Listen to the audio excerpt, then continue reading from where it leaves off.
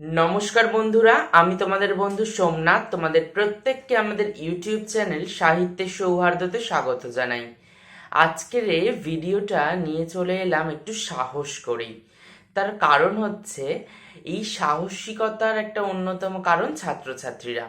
প্রত্যেক বছর সবাই পরীক্ষার আগে যেটা কমন কথা বলে থাকে, স্যার একটা সাজেশন দিন যে পরীক্ষায় কি আসতে চলেছে। দেখো, পরীক্ষার আগে প্রশ্নপত্র নিয়ে বলে দেওয়া যে এই প্রশ্নটা আসবে, সেটা একটা বিরাট কঠিন কাজ। কিন্তু যারা একটুখানি ইয়ারের কোয়েশ্চেন নিয়ে নাড়াচাড়া করে, তারা কিন্তু খুব সুন্দরভাবেই জিনিসটাকে উপস্থাপন করতে পারে। আমার মনে হয় 90% কমনই তাদের মুখ দিয়ে বেরোয়। সে যাই হোক, সেটা তো অভিজ্ঞতার ফসল। কিন্তু সেই অভিজ্ঞতা আমার কতখানি হয়েছে, সেই অভিজ্ঞতার ফসল আমি কতখানি তোমাদের হাতে তুলে দিতে পারি বলে আমার মনে হয়, সেই জিনিসটার একটা পরীক্ষা নিয়ে চলে এলাম। তাই ভাবলাম যে জিনিসটা প্রত্যেক বছর মুখে মুখে বলে বেরোই, সেই জিনিসটা এবছর না হয় প্রমাণ সাপেক্ষভাবেই সবার সামনে একটু উপস্থাপন করা যাক। তাই এই এতগুলো বছরের নিরিখে যেভাবে পড়াচ্ছি, তাতে আমার যেটুকু অভিজ্ঞতা সঞ্চয় হয়েছে, এবং ইয়ারের কোয়েশ্চেনগুলো মিলিয়ে দেখলে আমার যে কোয়েশ্চেনগুলো মনে হচ্ছে তুলনামূলক ইম্পর্টেন্ট 2025 সালের জন্য, সেটা কোন পরীক্ষা না, সেটা উচ্চ মাধ্যমিক পরীক্ষা। যাই হোক, সেই উচ্চ মাধ্যমিক পরীক্ষায় যে প্রশ্নপত্র বাংলার জন্য নির্মিত করার একটা ইচ্ছা আমার ছিল, সেই নির্মাণের জায়গাটা আমার আজকের একটুখানি মনে হচ্ছে তোমাদের সঙ্গে শেয়ার করা দরকার। তাই আমি একটা ছোট্ট ভিডিও প্রস্তুত করেছি, তোমরা দেখো প্রত্যেকে। তোমাদের যদি ভালো লাগে অবশ্যই লাইক কমেন্ট শেয়ার করো বন্ধুদের মধ্যে। আর তোমাদের যদি উপকারে লাগে, তাহলে সেটা তো আমার কাছে আর প্রাপ্তির ছাড়া কিছু বলার যেতে পারে না। তবে হ্যাঁ, বলবো, আগে প্র্যাকটিস করো, টেক্সট বইটা একবার রিডিং পড়ে নিও, তারপরেই প্রশ্নগুলোর ওপর জোর দিও। আর হ্যাঁ, প্রশ্নগুলো একবার যেমন আমাকে নিজেকে অত্যন্ত খেটে খুঁটে খুঁজে বার করতে হয়েছে তোমাদের উপকারের জন্য, বা আমার নিজস্ব ব্যক্তিগত স্টুডেন্টদের জন্যও তো বটেই, শুধু তোমাদের জন্য বললে ভুল হবে। সে যাই হোক, তাহলে সেই জিনিসটা তোমাদের সামনে যখন উপস্থাপন করছি, তোমাদের দিক থেকেও কিন্তু আমি একটা প্রত্যাশা রাখবো, তোমরা অবশ্যই আমাকে জানিও এই প্রশ্নগুলোর মধ্যে থেকে তোমাদের কাছে কিছু অজানা রয়েছে কিনা। যদি অজানা থেকে থাকে, আর যদি মনে হয় এই প্রশ্নের উত্তরটা তোমাদের লাগবে বা প্রয়োজন, তাহলে অবশ্যই কিন্তু নির্দ্বিধায় কমেন্ট সেকশনে লিখে যেতে পারো। আমি চেষ্টা করব পরীক্ষার আগে তোমাদের হাতে একটা সুন্দর উত্তর কিভাবে তুলে দেওয়া যায়। তাহলে সেইভাবে আমি আমার প্রশ্নের সম্ভার নিয়ে তোমাদের সামনে উপস্থিত হচ্ছি। তোমরা দেখো, যেটা মনে হবে, তোমাদের যে পথটা সুন্দর বলে মনে হবে, সেইটাকে কিন্তু তোমরা অবশ্যই অনুসরণ করো। চলো তাহলে শুরু করা যাক আজকের এই প্রশ্নপত্রের সম্ভার তোমাদের সামনে উপস্থাপন করবার জায়গাটা। প্রথমেই আসছি ভাত গল্পতে। তার কারণ হচ্ছে, আমার মনে হয় কে বাঁচায় কে বাঁচে থেকে এবছর প্রশ্ন না করলেও তোমরা অনেকটাই রিলিফ পাবে। হয়তো ওখান থেকে নাও আসতে পারে, আসবে না সেই কথা আমি বলছি না, কিন্তু আমার মনে হয় এই দিকগুলো করলে তোমরা একটা কমন পেয়ে যাওয়ার চান্স ভীষণ পরিমাণ রয়েছে। কেননা যেহেতু এটা লাস্ট মিনিট সাজেশন, আর বেশি দিন টাইম বাকি নেই, তাই অল্প কিছু প্রশ্ন বা অল্প একটা জায়গা থেকে একটু বেশি সংখ্যক প্রশ্ন রেডি করাই বুদ্ধিমানের কাজ হবে। চারিদিকটা থেকে একটা দুটো করার থেকে একটা জায়গা থেকে একটু বেশি প্রশ্ন করি। আমার মনে হয় এই জায়গাটা যদি তোমরা ফলো করো, অনেকটাই উপকৃত হবে। দেখো, প্রথম প্রশ্ন আমি দিয়েছি, ফুটন্ত ভাতের গন্ধ তাকে বড় উতলা করে। কাকে ভাতের গন্ধ উতলা করে? ফুটন্ত ভাতের গন্ধ ব্যক্তিকে কেন উতলা করে? এইটা হচ্ছে, আমি একটা অনেক কটা স্টার দিয়ে তোমাদের সামনে প্রেজেন্ট করেছি। তার কারণ আমার মনে হয় এটা সব থেকে গুরুত্বপূর্ণ। আমি এরকম যে প্রশ্নগুলো সব থেকে গুরুত্বপূর্ণ সেগুলোর পাশাপাশি স্টার দিয়েছি, আর যেগুলো একটু কম গুরুত্বপূর্ণ কিন্তু গুরুত্বপূর্ণ নয় বলা যাবে না, সেইগুলোকেও কিন্তু আমি দিয়েছি। এবার তোমাদের একটা জিনিস মাথায় রাখতে হবে, সেটা হচ্ছে যে যেগুলো আমি স্টার মার্ক দিয়েছি সেইগুলোকে তোমরা ভাবলে যে হয়তো সেগুলোই আসবে, বাকিগুলো আসবে না, এমনটা নয়। বাকিগুলোও কিন্তু দেখতে হবে। কিন্তু এইগুলো হয় না যে সেই 100-এ মনে হয় 100%ই কমন চলে এসছে, সেই রকম প্রশ্ন, আর বাকিগুলো হয়তো 99% কমন আসতে পারে, এরকম একটা চান্সেস। তো সেই জায়গা থেকে এইগুলো এইগুলোকে আমার বিশেষ গুরুত্বপূর্ণ বলে মনে হয়েছে বলে এইগুলো স্টার্ট দিয়েছি। তো এইগুলো তোমরা সবার আগে করবে, তারপরে বাকিগুলো করবে। তো সেই অনুযায়ী এই কোয়েশ্চেন পেপার প্রিপেয়ার করেছি, তোমরা কিন্তু সেইভাবেই কিন্তু রেডি হয়েও। আমার সাজেশনের ওপর কিন্তু তোমরা আর সাজেশন করতে যেও না, তাহলে কিন্তু ভীষণ বিপদে পড়বে বলে দিলাম। দেখো, তারপরের প্রশ্ন হচ্ছে, বাদার ভাত খেলে তবে তো সে আসল বাদাটার খোঁজ পেয়ে যাবে একদিন। বাদা কি? উদ্দিষ্ট ব্যক্তির বাদা খুঁজে পাওয়া তাৎপর্য বিশ্লেষণ করো। দাঁতগুলো বের করে সে কামটের মতোই হিংস্র ভঙ্গি করে। কার সম্পর্কে বলা হয়েছে? কোন পরিস্থিতিতে এই ব্যক্তি এমন অভিব্যক্তিতে অবতীর্ণ হয়েছিল আলোচনা করো। ভাতে হাত ঢুকিয়ে দিতে সে স্বর্গ সুখ পায় ভাতের স্পর্শে। কে কিভাবে ভাতের জোগাড় করলো, তার এই অনুভূতির কারণ ব্যাখ্যা করো। তারপরে হচ্ছে, সে বুঝতে পারে সব ভাত তারা পথে ফেলে দিতে যাচ্ছে। ওরা বলতে কাদের বোঝানো হয়েছে? ওরা সব ভাত ফেলে দিতে যাচ্ছিল কেন? সে কে? বুঝতে পেরে সে কি করেছিল? আর তারপরে শেষ প্রশ্ন এখান থেকে, যার নেই, যা ঝড় জল মাতলার গর্ভে গেছে, তাই খুঁজে খুঁজে উৎসব পাগল হয়েছিল। দুর্যোগটির বর্ণনা দাও, আর দুর্যোগটি উৎসবের জীবনকে কিভাবে ছাড়খাড় করে দিয়েছিল আলোচনা করো। এই গেল ভাতের কোয়েশ্চেন, ভাতের এই করা কোয়েশ্চেন, তার সঙ্গে স্টার মার্কওয়ালা দুটো কোয়েশ্চেন। ভালো করে রেডি করো। তারপর হচ্ছে ভারতবর্ষ। এই সংসারে সব কিছুই চলে বড় পিসিমার নিয়মে। বড় পিসিমা কে? গল্পে তার চরিত্রের কী পরিচয় পাওয়া যায়? তারপরে হচ্ছে, হঠাৎ বিকেলে অদ্ভুত দৃশ্য দেখা গেল। অদ্ভুত দৃশ্যটি কি? এই দৃশ্যকে কেন্দ্র করে যে গোলযোগ তৈরি হয়েছিল তা আলোচনা করো। তারপর হচ্ছে, এই ধারের অঙ্ক বেড়ে চলে। কোথায় কাদের কিভাবে ধারের অঙ্ক বেড়ে যায়? শেষ রোদের আলোয় সেই দূরের দিকে ক্রমশ আবছা হয়ে গেল। কার কথা বলা হয়েছে? সে ক্রমশ আবছা হয়ে গেল কেন? বুড়ির শরীর উজ্জ্বল রোদে তপ্ত বালিতে চিত হয়ে পড়ে রইল। বুড়ির চেহারা ও পোশাকের পরিচয় দাও। তপ্ত বালিতে তার দেহ পড়ে থাকার কারণ আলোচনা করো। দেখতে দেখতে প্রচণ্ড উত্তেজনা ছড়ালো চারিদিকে। প্রসঙ্গ উল্লেখ করো। এই উত্তেজনাপূর্ণ ঘটনার বিবরণ দাও। তারপরে হচ্ছে, কতক্ষণ যে মারমুখী জনতাকে ঠেকিয়ে রাখতে পারতো কে জানে। সে বলতে কার কথা বলা হয়েছে? জনতা মারমুখী হয়ে উঠেছিল কেন? আমি কি তা দেখতে পাচ্ছিস নে? কোন প্রশ্নের উত্তরে বক্তা এই কথা বলেছিল? গল্পানুসারে বক্তার চরিত্র বিশ্লেষণ করো। তো এই হচ্ছে কয়েকটা গুরুত্বপূর্ণ প্রশ্ন, এর মধ্যে থেকে একটা স্টার মার্ক দেওয়া কোয়েশ্চেন আমি তোমাদের দিলাম। এরপর হচ্ছে, ক্রন্দনরতা জননীর পাশে। ক্রন্দনরতা জননীর পাশে কবিতায় কবি জননীকে কেন ক্রন্দনরতা বলেছেন? কবি কিভাবে ক্রন্দনরতা জননীর পাশে দাঁড়াতে চেয়েছেন? আর 2 নম্বর হচ্ছে, আমি তা পারি না, কে কি পারেন না? না পারার বেদনা কবিকে কিভাবে আলোড়িত করেছে তা কবিতা অবলম্বনে আলোচনা করো। এইটা স্টার মার্ক। আমার মনে হয় এই প্রশ্নটাই আসবে এবছর, এটা আমার ধারণা। তো আমি তবুও 2টো প্রশ্ন দিয়ে রেখেছি, তবুও এই প্রশ্নটার ওপর একটু যেন বেশিই আমার আশ্বাস রয়েছে।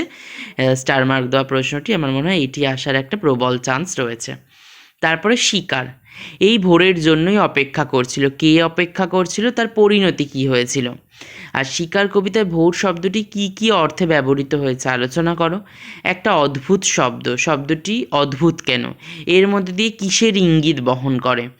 আগুন জ্বলল আবার শব্দটি তাৎপর্য বিশ্লেষণ করো। একটা ওভারঅল কোয়েশ্চেন, নাগরিক লালসার শিকার হলো প্রকৃতির কোলে বেড়ে ওঠা এক জীব। শিকার কবিতা অবলম্বনে তাৎপর্য বিশ্লেষণ করো। আর শেষ প্রশ্ন, নদীর তীক্ষ্ণ শীতল ঢেউ এসে নামলো। কে নামলো? তার পরিণতি কী হলো? এইটা স্টার মার্ক দেওয়া কোয়েশ্চেন, আমার মনে হয় এটাও ভীষণ গুরুত্বপূর্ণ।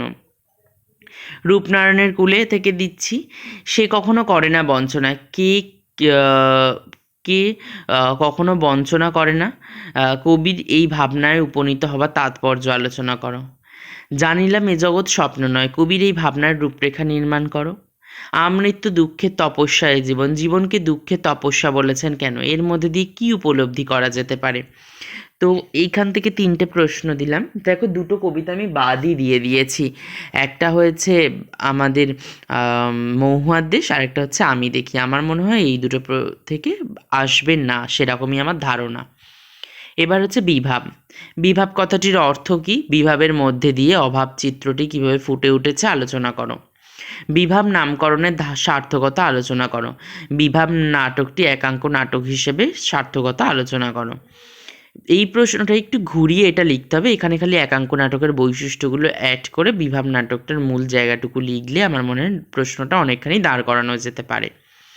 নাটকটি রচনার পূর্বে যে যে জায়গাগুলি থেকে নাটক রচনার ধারণা লেখক আত্মীকরণ করেছে সেই জায়গাগুলো একটু ভালো করে পড়তে হবে। দেখবে তোমাদের যে কথোপকথন অংশটা সৌম্যমিত্রের শুরু হচ্ছে সেই জায়গার আগে পর্যন্ত বেশ কিছু নাটক সম্পর্কিত প্রাককথনমূলক লেখাগুলো লেখা হয়েছিল। সেই জায়গাগুলো তোমরা একটুখানি আগে রেডি করবে, আমার মনে হয় তাহলে অনেকটা ইমপ্রুভড হবে। যেমন তাদের অভিনয় দেখে আইজেনস্টাইন সাহেব অত্যন্ত উচ্ছ্বসিত হয়ে অনেক কথা লিখেছেন, এটা একটা কোটেশন হতে পারে। আর একবার এক মারাঠি তামাশায় দেখেছিলাম, এই কোটেশনটা হতে পারে। আরেকটা হচ্ছে বুদ্ধিটা কি করে এলো তা বলি, এটা একটা কোটেশন হতে পারে। আর উড়ে দেশের নাটক সম্পর্কে একটা বক্তব্য রাখা হয়েছিল, সেইটা একটা কোটেশন হতে পারে। এই কটা জায়গা থেকে কোনো একটা কোটেশন তুলে দিয়ে ওই ঘটনাটা বর্ণনা করতে দিতে পারে, যে কিভাবে নাটকটা দেখে এই বিভাব নাটক রচনার একটা ধারণা তাদের কাছে পরিস্ফুট হলো, সেই বিষয়টা নিয়ে তোমরা তখন লিখবে। তবে হ্যাঁ, এই সব কিছুর মধ্যে বুদ্ধিটা কি করে এলো তা বলি, এই জায়গাটা আমার মনে হয় তুলনামূলক একটু বেশি গুরুত্বপূর্ণ। তারপরের প্রশ্ন, জীবন কোথায়, কে কাকে বলেছেন, বক্তা জীবনকে কোথায় খুঁজে পাওয়া যাবে বলে মনে করেন, এটা একটা প্রশ্ন। সে খুব আর্টিস্টিক মরা, একেবারে ইস্থেটিক মরা, কোন প্রসঙ্গে কথাটি বলা হয়েছে, বক্তব্যটি তাৎপর্য বিশ্লেষণ করো। এই একটি মোস্ট গুরুত্বপূর্ণ একটা জায়গা। আমি বলবো এইটাও একটু ভালো করে, বেশি ভালো করে লিখে লিখে প্র্যাকটিস করার একটা সাজেশন আমি তোমাদের দেব। আর নানা রঙের দিন থেকে তোমরা জানলে অবাক হবে, আমি বেশি প্রশ্ন দিইনি, মাত্র একটি প্রশ্ন দিয়েছি, সেটা হচ্ছে রজনী চরিত্রটি আলোচনা করো। এটা খুব ভালো করে তোমরা রেডি করো, আশা করি তোমরা পারবে। অলৌকিক থেকে এবার প্রশ্ন, পাথরের চাই থামানোর ঘটনার বর্ণনাটা রেডি করবে। তারপর হচ্ছে চোখের জলটা তাদের জন্য, বক্তা কাদের জন্য চোখের জল উৎসর্গ করেছেন, আর যে ঘটনায় বক্তা চোখের জল এসেছিল সেই ঘটনাটা বর্ণনা করো। এই প্রশ্নটাকে আরেকটু ঘুরিয়ে দিতে পারে কিভাবে না, মায়ের বান্ধবী আমাদের সমস্ত ঘটনাটা শোনালেন, এই কোটেশনটা তুলে দিয়ে ওই কেন্দ্রিক প্রশ্নর দিকটা ঠেলে দিতে পারে। তো সেক্ষেত্রে উত্তরটা কিন্তু সেম হবে, শুধু একটু স্টার্টিং এন্ডিংটা এই কোটেশন ওরিয়েন্টেড লিখতে হবে, সেই জায়গাটা তোমাদের একটুখানি রেডি করে নিতে হবে। তো সেইভাবে এই প্রশ্নের উত্তরটাও কিন্তু খুব গুরুত্বপূর্ণ। পাঞ্জা সাহেবে পৌঁছে আশ্চর্য ঘটনার কথা জানতে পারি, পাঞ্জা সাহেবের নামকরণ আর কেন এই নামটা হয়েছিল সেটা লিখতে হবে, আর ঘটনাটার বর্ণনা দাও সেটা লিখতে হবে। হঠাৎ শিষ্য মর্দানার জল তেষ্টা পেল, তেষ্টা মেটানোর জন্য মর্দানাকে কি করতে হয়েছিল, শেষ পর্যন্ত মর্দানার কিভাবে তেষ্টা মিটেছিল, এই একটা প্রশ্ন, এটাও আমার মনে হয় খুব গুরুত্বপূর্ণ এবছরের জন্য। ঝড়ের বেগে ছুটে এসে ট্রেন থামানো গেলেও পাথরের চাই থামানো যাবে না কেন, ট্রেন থামানো দরকার হয়েছিল কেন, আর ট্রেন কীভাবে থামানো হয়েছিল, এই প্রশ্নটা রেডি করবে। গল্পটা আমাদের স্কুলে শোনানো হলো, গল্পটা কি, স্কুলে গল্পটা শুনে লেখকের কী প্রতিক্রিয়া হয়েছিল, এই একটা প্রশ্ন। অলৌকিক থেকে এতগুলো করলেই আমার মনে হয় এনাফ, সবটা কভার হয়ে যাবে তোমাদের। সেক্ষেত্রে পরীক্ষায় যাই প্রশ্ন আসুক না কেন, ধরো দেখা গেল আমার প্রশ্নের সাজেশন তোমাদের কিচ্ছু কমন এলো না, তবুও নিরাশ হয়ে ফিরতে হবে না, তোমরা কিন্তু সব লিখে আসতে পারবে, এইটুকু আমার বিশ্বাস রয়েছে। তবুও গুরুত্বপূর্ণ হিসাবে যেগুলোকে আমার বেশি মনে হচ্ছে যে আসতেই পারে, সেগুলো কিন্তু আমি স্টার মার্ক করে দিয়েছি, আবারও বলে দিলাম। এবার আসে আমার বাংলা। আর এক রকমের প্রথা আছে নানকার প্রথা, নানকার প্রথার বর্ণনা দাও, এইটা স্টার মার্ক দিলাম। মনে হচ্ছে এই প্রশ্নটাই এসে গেছে এবছর, সেটাই আমার মনে ধারণা, এটা আসার চান্স প্রবল, তো সেই অনুযায়ী রেডি করো। তারপরে হচ্ছে তাতে চেংম্যানের চোখ কপালে উঠলো, চেংম্যানের মাথায় আকাশ ভেঙে পড়ে, চেংম্যান কে, তার চোখ কপালে ওঠার কারণ কি, এই প্রশ্নটাও কিন্তু গুরুত্বপূর্ণ। কোটেশনটা একটু ঘুরিয়ে ফিরিয়ে দিতে পারে, তবে আঙ্গিকটা একই ধাঁচের। তারপরে হয়েছে হঠাৎ একদিন খেপে উঠল কলের কলকাতা, খেপে ওঠার কারণ কি, এর ফলাফল কি। তারপরে হয়েছে মোনা ঠাকুরের কলকাতা দর্শন নিয়ে আলোচনা করো। এরপরের প্রশ্ন হচ্ছে বক্সার জেলখানার বর্ণনা দাও, এটা ওভারঅল একটা দিতে পারে, অথবা দিতে পারে মেঘের গায়ে জেলখানা বলার তাৎপর্য লেখো, এরকম দিতে পারে। আর একটা কোটেশন ওরিয়েন্টেড দিতে পারে, জেলখানাটা পাহাড়ের 3 তলা সমান একটা হাঁটুর ওপর, কোন জেলখানা, সেখানে কয়েদিদের কীরকম শাস্তি দেওয়া হতো, এই প্রশ্নটা কিন্তু খুব গুরুত্বপূর্ণ। তারপরের প্রশ্ন, মেঘের গায়ে জেলখানা রচনা অবলম্বনে সাধুচরণ ও মুস্তাফার জীবন কাহিনী বর্ণনা করো। এই কটা মাত্র, সারা আমার বাংলা থেকে কয়েকটা তো বাদই দিয়ে দিয়েছি, আর সব কটা খুঁজে খুঁজে এই কয়েকটা গুরুত্বপূর্ণ প্রশ্ন তোমাদের দিলাম। এবার আসি ভাষাতত্ত্ব থেকে। অবিভাজ্য ধ্বনি কাকে বলে? এটি কত প্রকার, কী কী? যে কোনো দুটি উদাহরণ দাও। বিভাজ্য ধ্বনি কাকে বলে? দুটির পরিচয় দাও। মুন্ডমাল শব্দ, যুক্তধ্বনি, গুচ্ছধ্বনি, ক্লিপিংস বা বিকল্পন, এইগুলো পড়বে। ব্র্যাকেটে আমি ছোট প্রশ্ন লিখেছি, তার কারণ হচ্ছে এগুলো তোমরা যদি 5 নম্বরের মতো রেডি করো, এগুলো কিন্তু 1 নম্বরের প্রশ্নেও অনেক বছর দিয়ে দেয়, সেক্ষেত্রে তোমাদের রেডি হয়ে যাবে। তবে যুক্তধ্বনি, গুচ্ছধ্বনির পরিচয় দাও, এইভাবে কিন্তু মিশিয়েও প্রশ্নটা দেওয়ার প্রবণতা সবথেকে বেশি থাকে।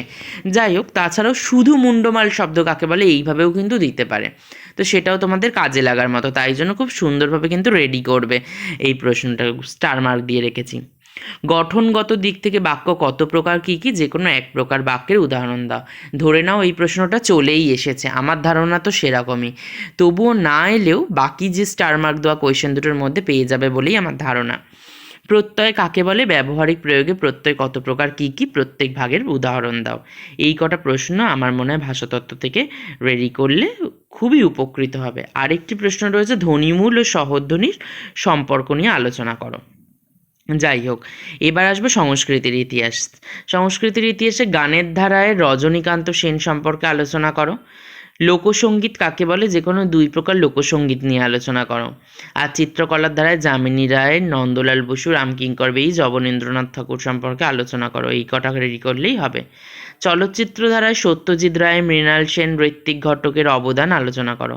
তবুও সত্যজিৎ রায় আর ঋত্বিক ঘটক একটু বেশি গুরুত্বপূর্ণ।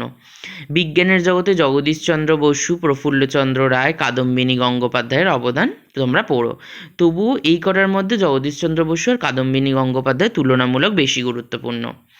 রামায়ণে বর্ণিত দাবা খেলার স্রষ্টাকে? এই খেলার বাঙালির অবদান লেখো, এটাও বিশেষ গুরুত্বপূর্ণ। আর সার্কাস, ফুটবল, সাঁতারে বাঙালির অবদান আলোচনা করো।